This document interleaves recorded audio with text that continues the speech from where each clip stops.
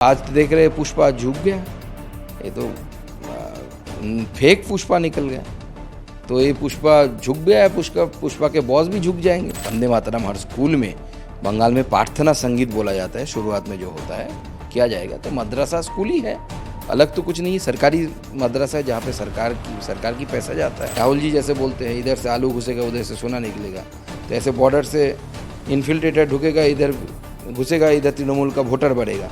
वो मशीन हम बंद करने वाले हैं। तृणमूल का वोटर बढ़ाने वाला जो मशीन था कि इन्फिल्ट्रेटर्स इधर से घुस जाएगा, फेंसिंग नहीं है तो, और इधर से वोटर बन के बनेगा और तृणमूल के बूथ लूटने वाला बन के बनेगा, वो जमाना चला गया। कुर्बानी दीजिए, लेकिन मेरा आग्रह यही है कि देखिए, आप अगर बोलेंगे कि हमें कम्युनल हार्मोनी मेंटेन करना है, तो हमें ऐसा काम नहीं करना चाहिए कि जिससे कोई संप्रदाय को ठेस पहुंचे। पश्चिम बंगाल के मदरसों में अब वंदे मातरम के गायन को अनिवार्य कर दिया गया है। इसका मतलब यह है कि हर सुबह स्कूल जैसे ही मदरसे में कक्षा शुरू होगी, ठीक उसी समय वंदे मातरम गाना या बजाना पड़ेगा। इस पर बात करने के लिए मेरे साथ केंद्रीय मंत्री सुकांतु मजूमदार हैं।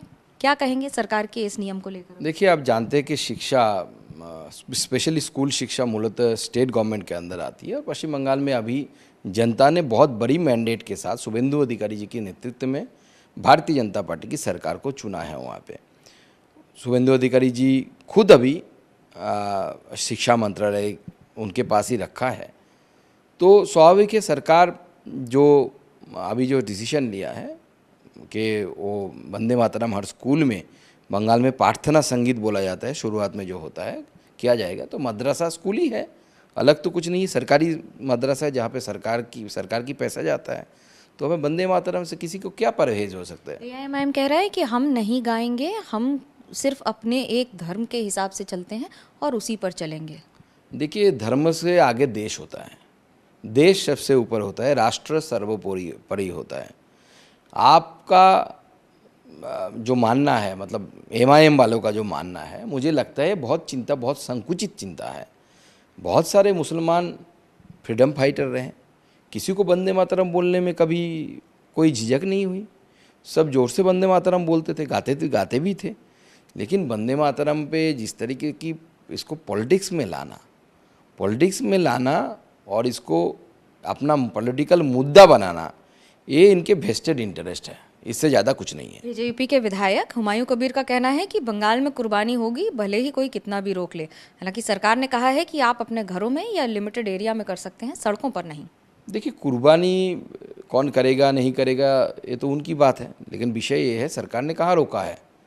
सरकार ने 1950 में जो एक्ट है कि उस समय के केंद्र सरकार का, नेहरू जी जब थे, उसी एक्ट को बेसिस बना के उसको सिर्फ सर्कुलर दिया है। लेकिन मेरा आग्रह यही है कि देखिए, आप अगर बोलेंगे कि हमें कम्युनल हार्मोनी मेंटेन करना है, तो हमें ऐसा काम नहीं करना चाहिए कि जिससे कोई संप्रदाय को ठेस पहुँचे। आप अगर ऐसा कुछ करते, आप कुर्बानी दीजिए, लेकिन बच्चे हैं, बूढ़े हैं, सबको तो वो हिंसा, जैन हैं जो एकदम नॉन वायलेंस को मानते हैं, हमारे समाज में ही है ना। कोई वेजिटेरियन होता है, कोई वेगन होता है, आज के दिन में तो वेगन तक पहुंच गए। तो सबकी चिंता करते हुए हमें अपनी जो आस्था है उसको पालन करना चाहिए। मैं दिया जलाऊंगा दीपावली में, तो दिया जलाना ठीक है, कोई मैं दिया देकर किसी के घर में आग थोड़ी लगा सकता हूँ। मैं दिया जलाऊंगा, आपके घर में आग लग जाए। तो इसलिए मुझे लगता है कि आप अपने धर्म का पालन करिए, कोई नहीं रोक रहा है आपको। लेकिन जिस तरीके से ये लोग एक मुद्दा बनाने की कोशिश कर रहे हैं इसको, मुझे लगता है कि ये सफल नहीं होंगे। बंगाल की जनता जानती है हमारी सरकार जिस तरीके से काम कर रही है, जनता का समर्थन है उसे। 207 सीट जीते हैं, 208 जीतने जा रहे हैं, और ये सरकार लगातार 20 से 25 साल कम से कम पश्चिम बंगाल में राज करेगी। टीएमसी कह रही जानबूझ के उनके कार्यकर्ताओं को परेशान किया जा रहा है। अभिषेक बनर्जी के नाम पर भी नोटिस जारी हुआ है कि उनके पास 20 से ज़्यादा प्रॉपर्टीज़ हैं। देखिए, 20 से ज़्यादा प्रॉपर्टीज़ है, वो इसके लिए नोटिस नहीं मिला। 20 से ज़्यादा प्रॉपर्टीज़ है जिसका परमिशन नहीं है। आप सोचिए ना, ये सही है क्या? जावेद खान बोल के तृणमूल कांग्रेस के एक्स मिनिस्टर, अभी एमएलए, उनके बेटे का 90 प्रॉपर्टीज़ ऐसे है जिसके कलकत्ता कॉरपोरेशन के द्वारा जिसका परमिशन नहीं लिया गया।